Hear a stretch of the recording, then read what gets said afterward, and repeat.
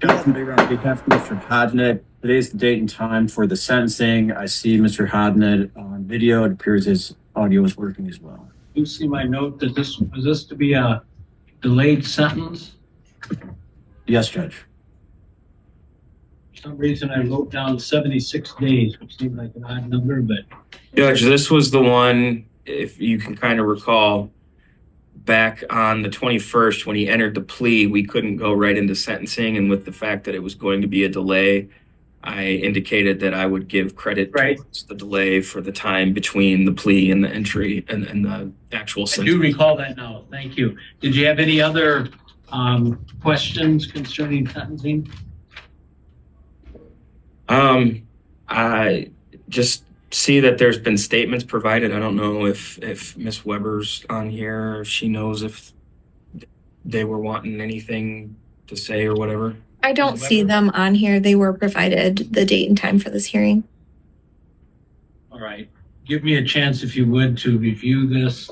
I guess after reading this, I'm not sure if the court feels that a 90-day delay of sentences is appropriate. Whether If I may, Judge, and I can understand where the court's coming from. I also read the very well and very articulate letter from the victim in this particular case.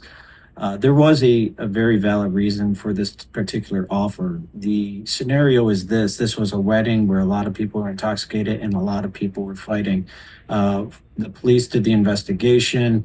What was determined was Ethan, my client, was horseplaying with his sister. He hit a piece of cake out of her hand in jest, and his cousin took it as something else, and his cousin started a physical altercation with Ethan. And that ended up turning into a giant brawl at this particular wedding that unfortunately this young lady had to witness. Mr. Hodnett took this plea because out of everybody who was fighting with him, she was not one of them. And he felt bad about the fact that when he's running and being chased by other guys in a big melee, he's not disputing the fact that, this girl got pushed to the side as he was fleeing, and he feels bad about that. And that's why he's taking responsibility and doing this plea. At the end of the day, I feel bad for the particular victim because I think she got to witness kind of humanity not at its finest hour. I will say in the police video, I couldn't count how many guys were shirtless, covered in blood on their face and knuckles. It was not a pleasant scene for anybody. Mr. Hodnett was knocked unconscious, had severe bruising. In fact, when the police picked him up, people were yelling at Mr. Hodnett saying, "I hope you have scars to remember this day." It's unfortunate, but I do believe that the plea and sentence bargained for represents the actual facts of this case. Mr. Fortier, any comments? Your Honor, this was an offer that was made by Miss Brooker. And I do have to tell you, she's right here. So. Yeah, she can probably tell you. I mean, she obviously has read the case. She's had contact with the victims, with Mr. Baber, and in her best judgment, she felt that this was the appropriate resolution. So that's really what I can report to the court. Want to say anything? I've actually not really been listening. Oh, this is on Mr. Hodnett apparently played at a wedding, and the question is probably caused by me is because the sentence agreement was 90-day delay, and I had some concerns whether that was appropriate. Mr. Baber has articulated the reasons behind it, I guess, and I know you weren't listening to that, but I find those, I guess, persuasive. And the only reason I was asking for the prosecutor's input was saying that they had a different view of what occurred on that day. So, and I did hear from Mr. Fortier, so I'd invite any comments you wanted to make, Ms. Brooker, but I realize you're juggling. Unfortunately, I was not listening to all of Mr. Baber's comments. Sure. All right. Well, I guess I'm ready to go ahead. Mr. Hodnett, is there anything you wanted to say?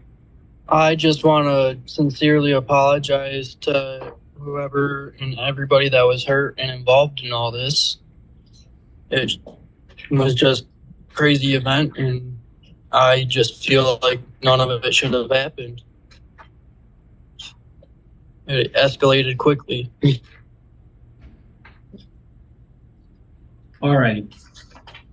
Well, I will, with those explanations,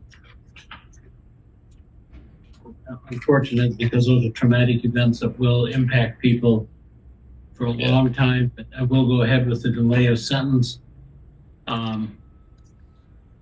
So the sentence of the court would then be a crime victim fee of $75, statewide judicial assessment of $50, court costs of $150, local charge of $15, $700 or $75 fine for a total of $365. Were there any other terms to the delay other than the 90 days? I believe Mr. Hodnett had to pay off the fines and costs during the 90 Yeah, days. okay, exactly. And presumably stay out of trouble. I have no negative contact with law enforcement. Anything else? Just continued no contact with the listed victim or her mother. Right. Yeah. All right. And you understand that, Mr. Hodnett? A, you have to pay the fines and costs, and B, you're not to have any contact with her. Yes, I understand all that, but I have a question about my fines and all that. Could I do payment plans on that? As long as it's paid, usually I do a payment plan on something like this. It's just got to be paid in full for you to take advantage of the delay in sentence. In other words, it's got to be paid within 76 days, which is about 2.5 months. Okay, so I have 76 days to pay the 365. Right. Don't wait till the 76th day. No, I get that. Okay. All And right. let me give you the number that you can call to do it. All right. 989-731-0201. All righty. Thank you, Okay, Judge. thank you.